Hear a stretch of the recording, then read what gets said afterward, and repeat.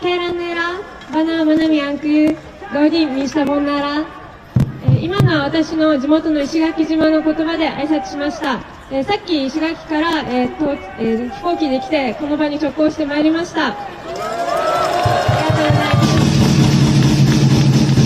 す。石垣でも連帯の集会が開かれてるんですけど、なぜあいつはいないんだって言われてると思うんですけど、この場で多くの人に聞いてもらいたくてやってまいりました。ありがとうございます。石垣島、ありがとうございます。石垣島、与那国島、そして宮古島などの先島諸島、そして沖縄島はこの数年で台湾有事の戦場として想定され、それを既成事実化する動きが進んでいます。沖縄はずっと謳われている米軍基地の負担軽減どころか、急速な日米の軍事的一体化によってむしろ負担が大きくなっているというのが現状です。この数年の南西諸島への自衛隊の駐屯地新設、そして増強はその一環で行われてきました。防衛省が石垣島を戦場と見立てて構想した当初奪還作戦の資料には、私の見慣れた市街地がいくつかの区域に分けられて、自衛隊員の7割が死傷するまで戦闘を続けるというふうに記されて、それを私見たんですけどゾッとしました。そして民間の空港や港湾を軍民共用とする特定利用空港港湾への指定、また実現性が乏しく保障体制も皆無に近い、当該避難計画、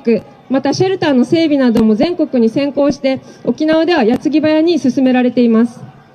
一方、中東では今本当に多くの人々や動物たちが命を失い、大切な家族や大事に育ててきた農作物、畑、先祖や家族の思い出が詰まった家や土地を失っています。ガザでの虐殺は沖縄で80年前に起こった地上戦と重なって見えます。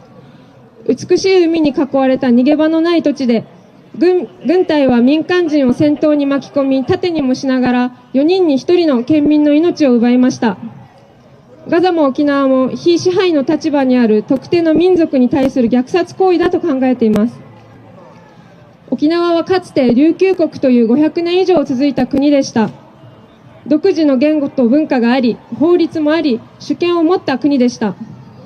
しかし、1870年代の明治政府による日本への併合で滅ぼされ、文化や言語は上書きされ、太平洋戦争では日本の捨て石としてジェノサイド的地上戦が展開され、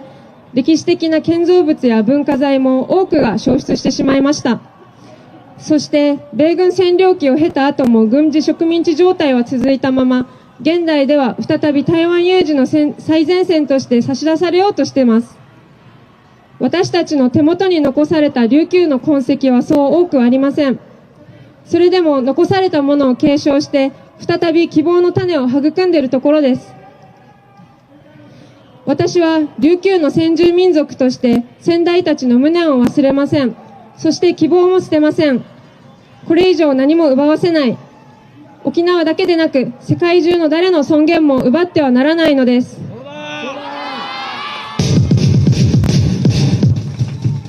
アメリカは定期的に世界のどこかで戦争を仕掛けてきました。それに従属する自民党が進めてきた日本再軍国化チキンレースは高市政権で総仕上げに入ろうとしています。でも戦争という選択肢が当たり前になりすぎていることはおかしいです。ある自衛官の方がこう言ってました。今の自衛隊でいざ戦争となって目の前に敵がいて若い自衛官に撃てと命令されても撃てないよと。こんな声が多いか少ないかは分かりませんが、ある自衛官の本音です。どれだけの国民が彼のような本当のリアルな戦争をイメージできているでしょうか。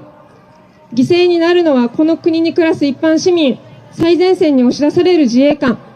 そして四季折々の食べ物が美味しい、桜が美しいこの国の未来そのものだと私は思います。あの時に選択を間違っていなければと後悔してからでは遅いです。政府の規定路線の未来から時間を巻き戻したつもりになって、今日がやり直しがきく始まりの日だと思って舵を切り直しましょう。ありがとうございました。